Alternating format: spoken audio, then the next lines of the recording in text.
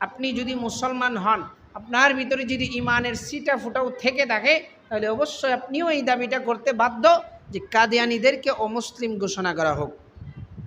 তারা তাদের দলীয় কার্যক্রম চালাক, সেটা হবে কাদিয়ানির ব্যানারে, মুসলমানের ব্যানারে হতে পারবে না।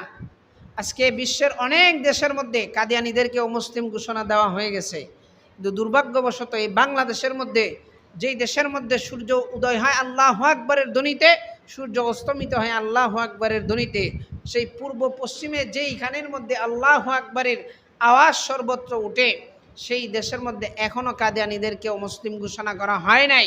এটা আমাদের জন্য দুর্ভাগ্যের বিষয়। কেন জানেন? আমাদের দেশের মধ্যে কিছু নেতা আছে, এগুলো আমি বললে অনেকেই ভালো পায় না, কিন্তু কিচ্ছু করার নাই, বলতেই হবে ইমানের স্বার্থে।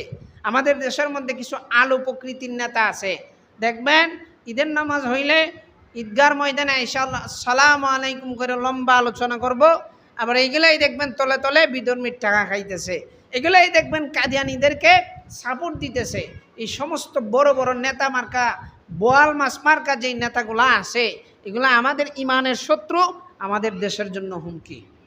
আপনারা যেই হন না কেন, খতমে নবুয়তের প্রশ্নে কোনো আপোষ থাকতে পারে না। আল্লাহ পাক আমাদেরকে রাসূলের পূর্ণ আজমত এবং সাহাবায়ে কেরামের পূর্ণ আজমত সম্মান বজায় রেখে জীবন পরিচালনার তৌফিক দান করুক, বলেন আমিন।